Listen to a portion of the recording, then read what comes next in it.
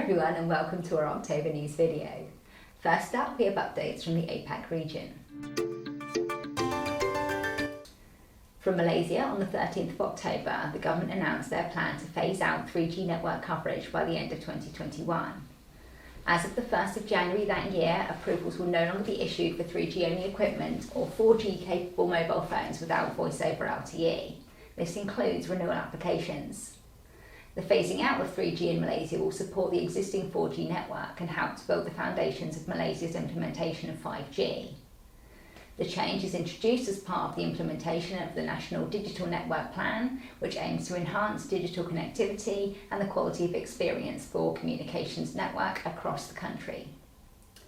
Manufacturers of 3G equipment will need to migrate to 4G in order to continue shipping their equipment into Malaysia. And in South Korea, following a public consultation earlier in the year, South Korea's Ministry of Science and ICT has announced on the 15th of October 2020 that it has approved 1.2 GHz of spectrum in the 6 GHz band for unlicensed use.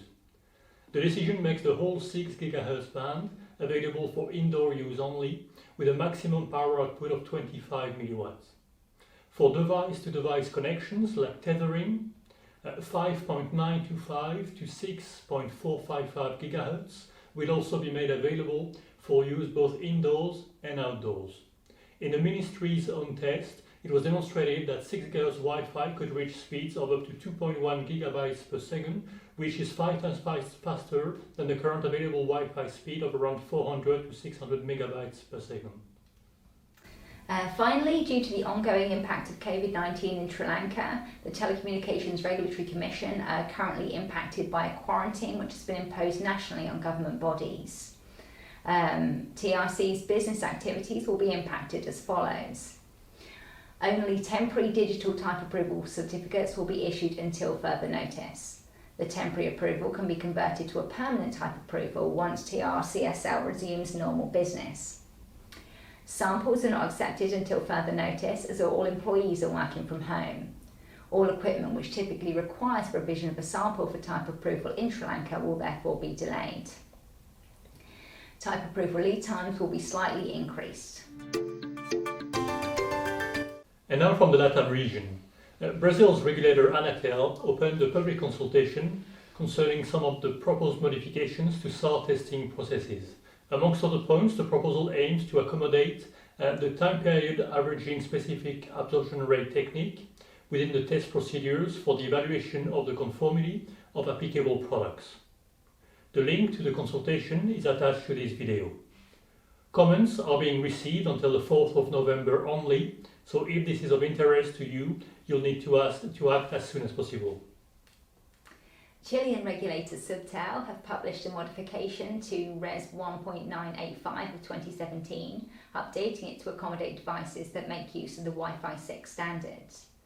The key changes introduced are power output for short-range devices in the 5150 to 5250 MHz band has been increased from 250 milliwatts to 1 watt, with maximum permitted radiated power density increased from 10 milliwatts per megahertz to 17 milliwatts per megahertz. Devices operating in the 5925 to 7125 MHz band can now be used indoors if they comply with a maximum EIRP of 30 dBm and a maximum spectral density of 5 dBm per megahertz.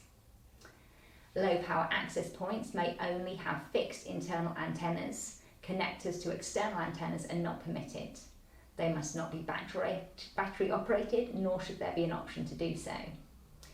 End-user terminal devices connected to such access points should operate with a maximum EIRP of 24 dBm and a maximum spectral density of 1 dBm per megahertz. And from Ecuador, regulator Arcotel held a brief public consultation on Wednesday, 28th of October, presenting a new standard for telecom services during emergencies. They sought to hear public comments and gathered opinions on the inclusion of the requirements for cellular devices to support cell broadcast and the design and implementation of a new alerting system for broadcast via the nation's mobile networks. Once the standard has been finalized, the precise changes to the homologation requirements for cell phones in Ecuador will be issued. Eleos are monitoring developments on this and will issue an update as soon as the new homologation requirements are released. We're also seeing some COVID-related delays in the LATAM region. In Honduras and Paraguay, lead times are increased by approximately 2 weeks. Likewise in St. Lucia, where applications which must be sent hard copy are being quarantined for 14 days after receipt, thus resulting in an increased lead time of 2 to 3 weeks. Links to the consultations and documents referenced can be found in the links to this video. And if you have any questions or would like further information on any other topics we covered, please get in touch.